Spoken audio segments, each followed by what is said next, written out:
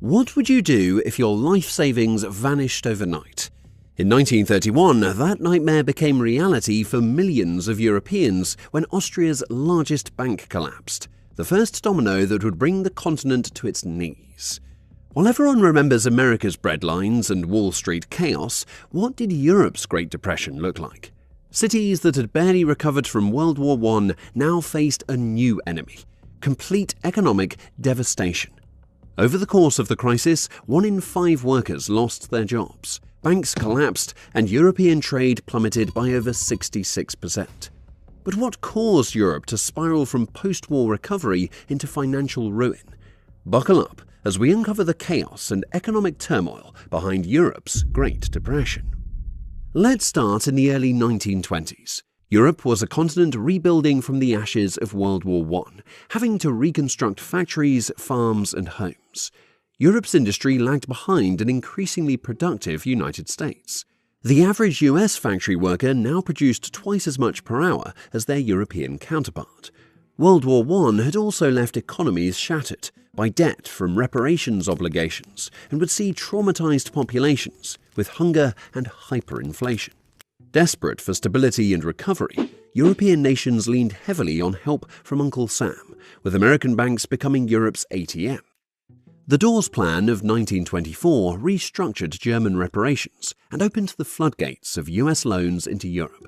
The US lent out $4 billion to Germany, and Europe as a whole received roughly $7.8 billion between 1924 and 1930. While American money propped up Europe, currency stability became the holy grail. The nightmare of early 1920s hyperinflation in the Weimar Republic was seared into public memory. Morning, ya! Just taking my salary to buy a loaf of bread. Sorry, the price just doubled while you walked here. How about now? Tripled during our conversation. See this? Unlike paper that you can print endlessly, gold is finite. You can't just make more of it. Our marks became wallpaper. But this has held its value for centuries. No printing press can devalue it. Well, back to the gold standard then. Yes, a mark backed by gold can never become worthless. The shared fixation for consistency and stability drove a return to the gold standard. By the mid-1920s, Britain, France, Italy, and many others tied their currencies to gold, hoping to create financial trust. But this stability came at a cost. To maintain gold pegs, governments had to balance budgets, suppress wages to keep labor costs matching falling prices, and hike interest rates if gold flowed out. These rigid rules proved crippling during crises, effectively handcuffing Europe as disaster loomed. Yet, despite these challenges, parts of Europe saw prosperity in the Roaring '20s. Factories hummed in Berlin and Paris. Germany grew through US loans. France rebounded after the stabilization of its franc. Europe's recovery remained fragile, hindered by farm overproduction, shaky banks, and war debts.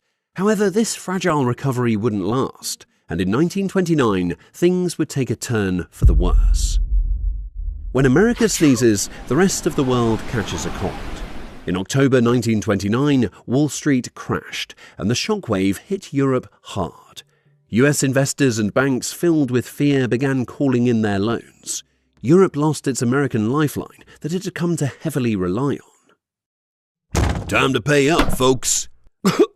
But I just used your loans to pay France. And I'll use that to pay Britain. Who used it to pay you? As economic uncertainty set in, nations scrambled to save themselves. And in 1930, America fired the first shot with the Smoot-Hawley Tariff Act, slamming the door on European goods. Europe retaliated in a panic. France imposed quotas on over 3,000 products. Germany hiked tariffs by 50%, and even Britain, the champion of free trade for 85 years, abandoned its stance. The world shut down in hostile economic blocs. For everyday farmers and miners, it was a death sentence. And just when things looked like they couldn't get any worse, European banks began to fall. In May 1931, Creditanstalt, Austria's mighty financial pillar, announced insolvency. Alarm bells rang throughout the continent. If big banks could fail, Who was safe? Depositors stormed branches demanding money that wasn't there, which created bank runs. By July 1931, Germany's Danette Bank collapsed. By summer 1931, the Hungarian National Bank's depleted foreign exchange reserves forced the government to suspend both bond redemptions and foreign interest payments. Austria, are you good? I just need a moment. Tell me you're still liquid? I'm not technically insolvent if no one checks. Nations faced a nightmare choice. Stick to the gold standard, where the currency remained stable, but governments couldn't stimulate the economy during hard times, and were required to raise interest rates, cut spending, and crush wages to defend the currency. Alternatively, they could abandon the gold standard for a floating currency, allowing the central bank to adjust interest rates and the money supply freely to stimulate the economy, but at the risk of excessive money printing and high inflation. Many countries, including Germany, chose to maintain the gold standard at first. Germany's Chancellor, Heinrich Brüning, became the grim symbol of this era. He slashed unemployment benefits, raised taxes, and cut wages, all while 6 million Germans lost their jobs. His policies strangled the economy. Industrial output plunged 40%. People called him the Hunger Chancellor. Desperate citizens listened to new voices. Communists promising revolution, Nazis vowing revenge. It seemed that a continental crisis was inevitable. Britain entered the 1930s already wounded. Its coal, steel, and shipbuilding industries were decaying. When the Depression hit, unemployment soared to 20%, or over 2.5 million people. The Jarrow March of 1936 saw endless columns of jobless men march 300 miles to London and became a symbol of a nation's despair. However, here's where Britain's story diverged from that of the continent. In September 1931, with gold reserves bleeding away, it made the unthinkable decision. It abandoned the gold standard. The pound sank like a stone, dropping 23%. After leaving gold, the national government coalition slashed interest rates to historic lows. Reluctantly, it also abandoned free trade, shielding its industries that were hit with tariffs while favouring trade within the empire, allowing exports to recover. These moves, combined with a cheaper pound, slowly stabilised the British economy. While extremists seized power elsewhere on the continent, Britain's institutions bent but didn't break. The same couldn't be said for Germany and Italy. The two countries walked parallel paths into darkness, marked by economic ruin, democratic collapse, and rebirth through dictatorship. Germany suffered immensely. By 1932, unemployment had reached 6 million, nearly one-third of the workforce. In industrial towns, half the workforce idled. Chancellor Brüning's austerity had backfired catastrophically. Extremist Nazis and communists dominated elections. In January 1933, Adolf Hitler became Chancellor of Germany. Democracy died within months. The Nazis poured money into rearmament and propaganda projects. The Autobahn highways, tanks and fighter planes. By 1936, unemployment vanished, on paper. But workers now laboured for the state, building instruments of war. Italy followed the same script, minus the election. Mussolini, already a dictator since the 1920s, had crippled Italy by overvaluing the lira on the gold standard. When the Depression hit, industries imploded. Mussolini's answer? Total state control. In 1933, he established the IRI, a government holding company that acquired failing banks and industries. Jobs came from conquest. The 1935 invasion of Ethiopia provided stimulus through arms factories and military recruitment. Both nations traded freedom and civil rights for a grim, militarized recovery. Unlike the other nations, France recognized the Depression late and paid a heavy price for its complacency. Its banks held less US debt, and a larger agricultural sector provided a buffer.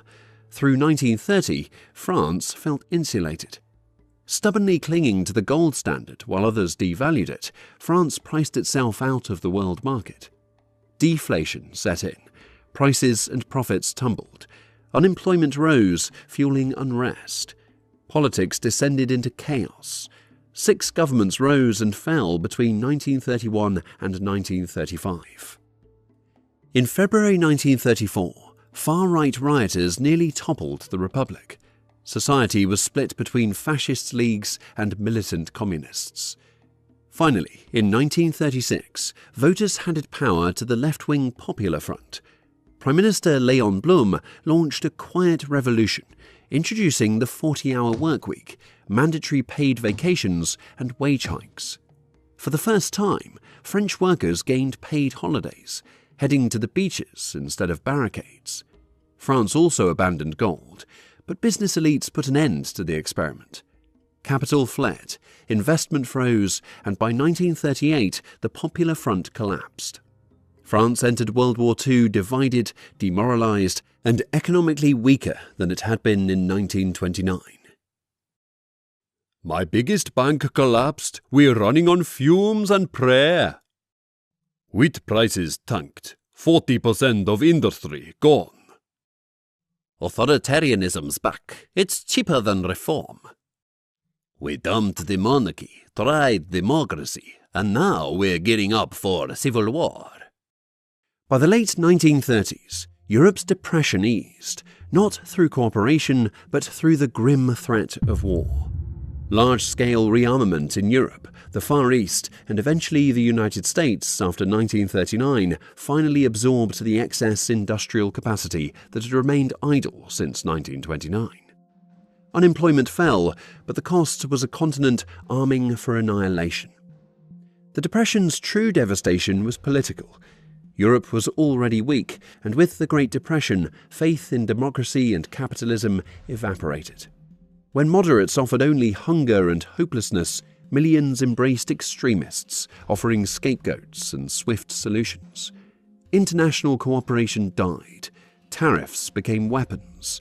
Beggar-thy-neighbour currency devaluations to boost a country's exports at the expense of its trade partners had poisoned relations. The League of Nations, founded to prevent war, proved helpless against economic collapse.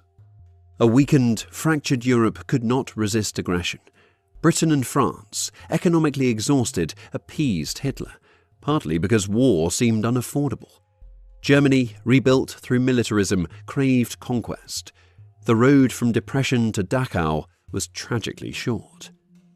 After 1945, the lessons were etched in blood. New institutions rose, the IMF to stabilize currencies, the World Bank to rebuild, and the European Economic Community, which later became the EU, to bring old foes together. The gold standard was buried. Keynesian economics, which utilized government spending to combat recessions, became the prevailing approach. The Great Depression was a harsh teacher that provided valuable lessons that we can learn from. Financial stability and international cooperation aren't boring bureaucratic ideas. They're what stand between us and the kind of collapse that ravaged an entire generation. If you enjoyed this video, be sure to check out our previous video covering the Great Depression in America and subscribe to our channel if you haven't already. And we will see you guys next time.